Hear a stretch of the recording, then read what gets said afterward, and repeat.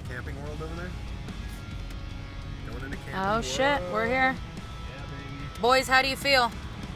Nervous as fuck.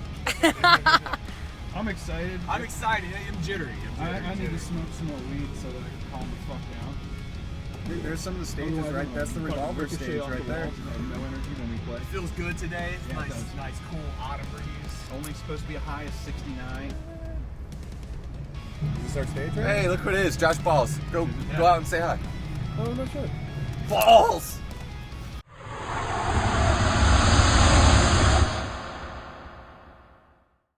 Put your hands together for the deaf. Yeah! The wizard, baby, the wizard. Thanks, man. Oh man, I can say, leading up to it, like the months leading up to it and the weeks leading up, I just kind of, put it out of my mind. I kind of have to do that with anything big that we play. And honestly, just really any show. And it's not that, it's like I don't love it. It's just that I know that I'll be a nervous wreck if I think about it 24/7. I was really excited about it. I couldn't wait to do it because it's a huge music festival, and it's also getting to travel, which I love to do, especially with the band because we all get along really well and we have a great time when we're on the road. And I was just very excited about the whole idea of being there and playing with some of these really big name bands, a lot of bands that I've always looked up to and admired over the years. But then when we get there and we get our personal escort into the festival and, then we park and you're hearing Ben sound check and it's just like, wow, we're really here, we're really here. And it's, it's great, it gives you chills. It's kind of like one of those things like, wow, how did we get here? A lot of questions go through your head. How do we get here? Like, this is great. It's like, wow, really, this is what I've dreamed of to do. And it's like, I'm here now. It's like, wow. So it was a really big deal. And the fact that we got to play the same day as Mastodon, just like when we played Rockville, Welcome to Rockville last year, was amazing. So it was really cool. And I got to meet the drummer, Brandaler, so that was really awesome. But yeah, I was really excited about going there and playing, being in a place that I had never been before, which is Louisville, Kentucky. So it was a really, really cool thing. It's just cool, after the last few years of what the world's been through, and the fact that we're able to do this again, and be able to do it as a band, and have that privilege of being on the bill is awesome. I always love that feeling right before you go on stage, that shot of adrenaline before you go up there. It's why I do this. Part of why I do this, it's a high I just keep wanting to get over and over and over again. I already have a bunch of nerves happening, and I literally run up to the stage, say hi, introduce myself, and as I'm walking off the stage after being interviewed from Stravinsky and Balls, I realized, oh my God, I am at Louder Than Life, and this is going to be a crazy fun show.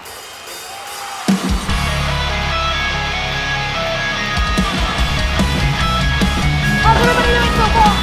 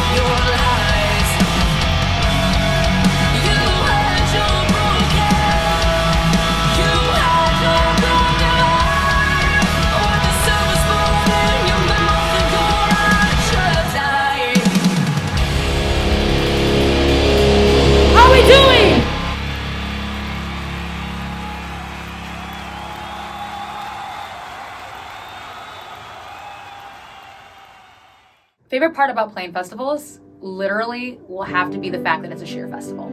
Like, if you haven't gone to a festival, just think of a lot of really good energy. Everyone's there for just to like escape life.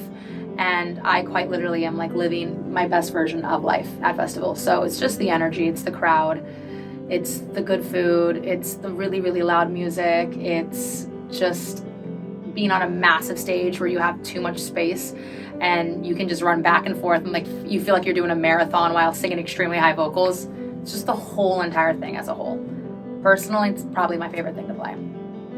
Getting to see a lot of bands that are on my bucket list. I'd probably just playing to the larger crowds and getting that opportunity to mingle with all those fans. Not just Louder Than Life, but all the ones that we've done, Kraken Fest and Welcome to Rockville, is just the atmosphere, the festival atmosphere, the amount of people that are there, the people you get to meet, the bands that you get to hang out with, you get to hang out with your heroes at points, you get to meet them, you get to see people from all over the country just coming and sharing, your music with them.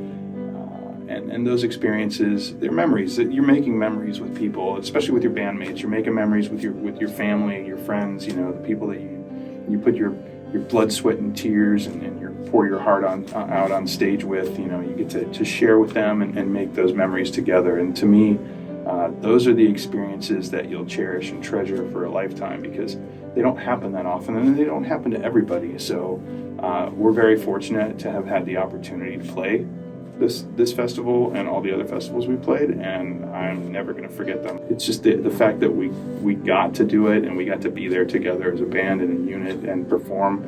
That's really my favorite part about it.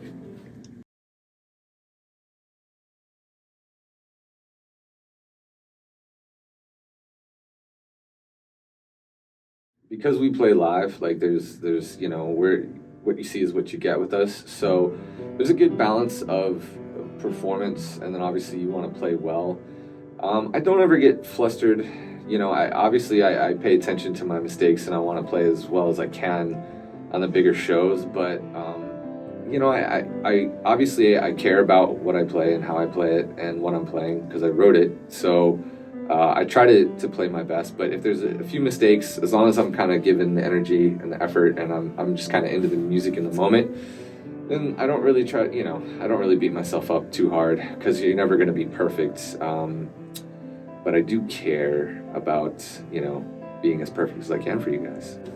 Like I mentioned earlier, it's a huge adrenaline shot to go up there and do that stuff, especially seeing all those people out there. It's humbling, because I'm like, holy crap, this many people are interested in the band I'm in. That's fantastic, As far as like seeing my band out there and being surreal, it's definitely something for a second that hits me, and yeah, I get a little emotional about it. But at the same time, I'm there to do a job.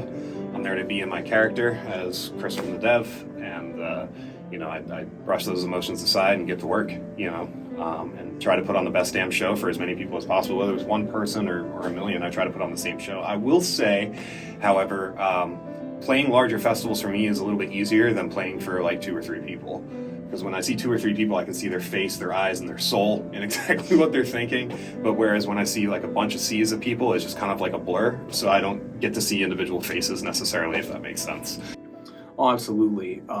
There was a moment in a song that we have, it's actually the recording of this, that we haven't released yet. And I got very emotional and almost started crying, honestly. It kind of had a little tear in my eye. And it just, when you have that much energy, you have that many people and, with all eyes on you, and especially if they're digging you, it just adds to that, the emotion. And I mean, I'm getting chills thinking about it now, but it's, there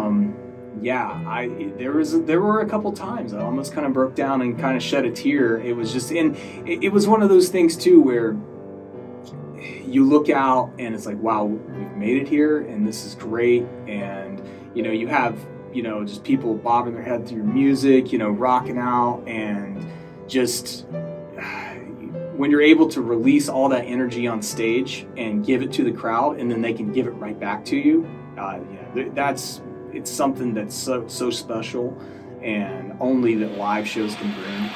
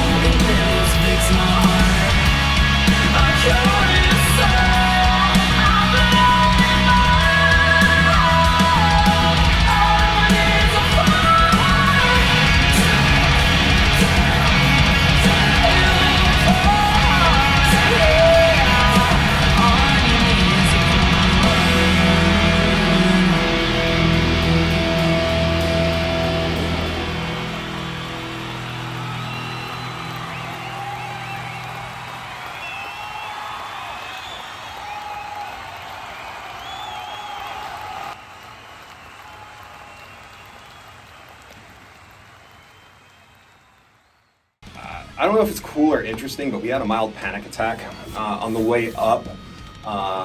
Barrett is driving the van, and all of the sensor lights come on the van and then shut off, and then come on the van and then shut off. So we were definitely scared for a minute there that our van was going to have issues on the way up to the van. Mild panic attack, you know, things that can sometimes happen on the road that make you think, oh crap, are we going to have to rent a vehicle to get to the festival? We would have figured it out either way, but, you know, definitely a headache I'm glad we avoided. I mean, basically the trip was kind of insane. Like, we didn't know if our car was going to, like... We didn't know if the van was going to just break down. We didn't know what was wrong with it, but it ended up being perfectly fine, so thank God for Barrett and just, like, everything working out correctly. the van started messing up on the way up when we were in Georgia. That was pretty crazy. The van started freaking out on its own, so we were really worried about that. And I'm sure everybody else will mention this too, but had a little problem with the van, and it was just like, oh my God, like, are we really going to be stranded on the side of the highway? You know, I think we were in Georgia at the time, and we still had probably about 10 hours to go, something like that. But like I said, it was middle of the night, and it was just like, oh my God, like, what is going on? But we ended up getting a hotel, you know, that night, and the next morning ended up taking it, unhooked the battery, you know, did all the little tinkering with it and everything, and actually took it down to like a local, like a Advance Auto, I think it was O'Reilly's Auto, and the guy put it on a machine and checked it, and he said, so why are you bringing this to me? And I'm like, well, it was doing all this stuff. And he was like, well, just let you know that there's nothing wrong with this. And it's kind of like, wow, like, okay, like, so what was that all about? And you know, but you know, you don't question stuff like that. It's like, okay, well, everything's good, let's just keep going. So, and we never had a problem with it, you know, heading up, or you know, the rest of the way up, or coming back. So yeah, it all worked out. John left his pillow at the hotel, and he was about ready to get rid of that. I forgot my pillow at the hotel in Georgia, so it's kind of a big deal because it's a my pillow and it's really comfortable. And, you know, I left it there. Thankfully, I called, and they held it for me, so I was able to do that. It was a trip coming up, for sure.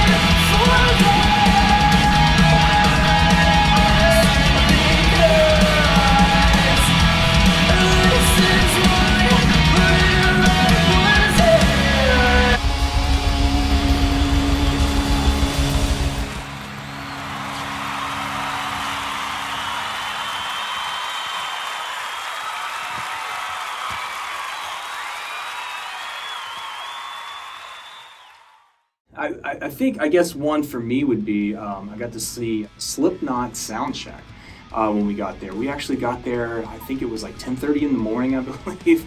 And yeah, when you do festivals, you have to get up early, which, you know, what, musicians are supposed to get up, what, after like 2 o'clock or 2 p.m. or whatever. So, but no, like you have to get up early and you got to be there. And we got to hear their sound check.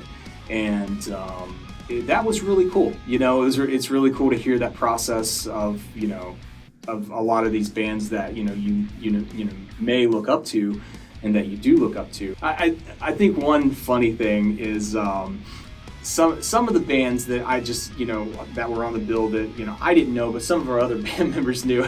Or they would talk to me and say, "Hey, do you know who that is? Oh God, look over there." You know, I'm thinking, I don't know who the hell that is. You know, I met 2 people from Mastodon. I got to meet my idol, Jay Weinberg of Slipknot. Greg, the lead singer of Bad Religion. Not only was Slipknot there, Lamb of God was there, Guar was there, a bunch of other famous musicians were back there. One of the most influential conversations that I've had in a while was when I got to talk to Greg. He was basically, in a weird way, just coaching me. I just didn't expect to be bumping into that guy or having an actual deep conversation with that guy. And I'm not even sure if I said thank you for the conversation because I was just an awestruck, because I love Bad Religion.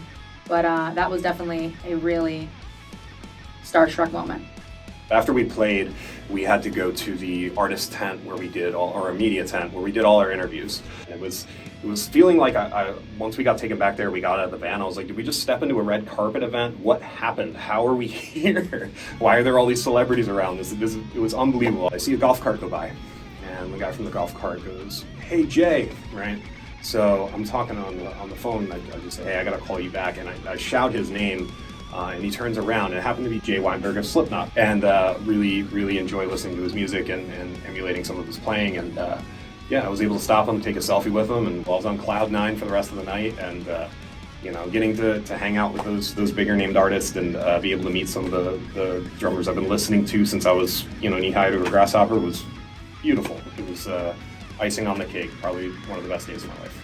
Those are like the really cool experiences, is with some of the people that you get to meet back in the media area and talk to. And you know, I met 2 people from Mastodon, which basically made my entire weekend, just getting to meet the drummer and the keyboard player. That was really awesome, getting to talk to them and just, you know, just general conversations and just, you know, just kind of fanboying out a little bit and having a good time. So that was a lot of fun. And doing the interviews was really cool because we got a chance to talk to people and tell them about us. And you know, they'll put that out on the air wherever their market is, and people will get to know about the devs. So those were some pretty cool and interesting things.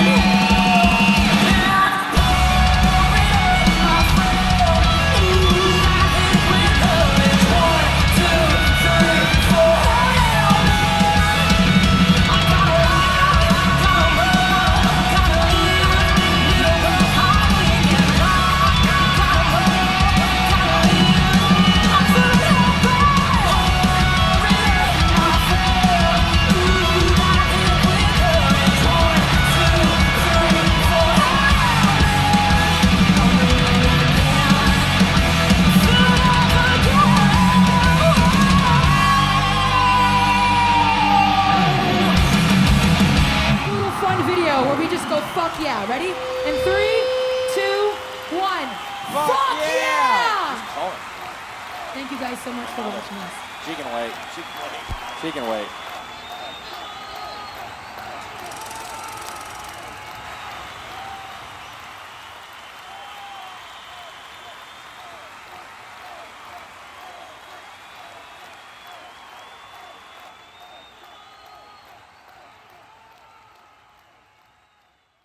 So after our performance on the Louder Than Life stage that we played, I was juiced. It was exciting. There was a lot of people there, good crowd, and I love performing. So just being in front of a lot of people and getting to play bass in the band that I'm in, with the dev, with all of the members, everybody in the band.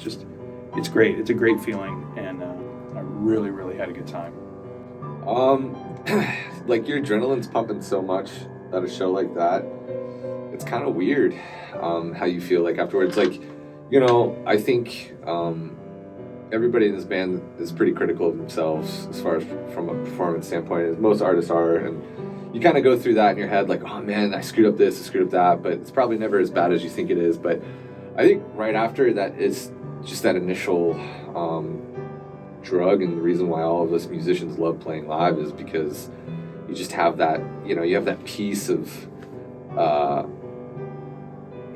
like life in front of you while you're playing, and just everything's moving so fast and you're part of this cool thing, and then all of a sudden it just stops and there's just silence, and it hits you like a freight train, right away. But I think it's cool at least to experience a nice like natural high that you get from playing shows.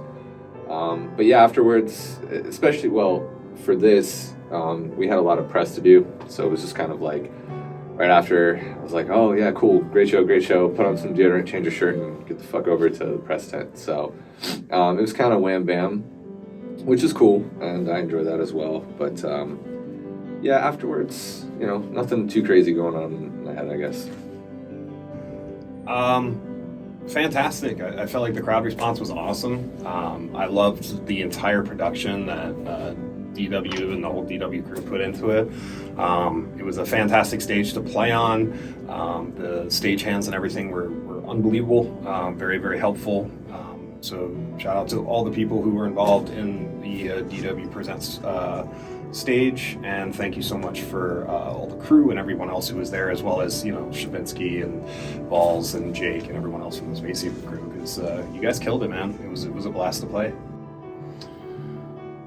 It was like, wow, is it over? Is it over with already? Because it seemed like, when you're thinking about it when you're there that day, and then then it's like everything's like, it seems like it's moving so slow, and then right before you play, 30 minutes to an hour before you play, it's like, wow, all of a sudden you're on stage, you're in front of this crowd, and it's just like, wow, we're here. And then it seems like you play your first note, and then you play your last note. You blink and you play your last note. So it seemed to go way too fast, but at the same time, it was just a wonderful feeling. It's like, wow, we just played this festival, and we played to all these people, and it seemed to like it. So, but yeah. So after I played, I just felt high. Just to be able to be on stage with like all of your best friends and see the crowd interact with you the way they interacted with me, that moment was just like surreal. I feel like Rockville was big, but Louder Than Life was literally louder and larger than life.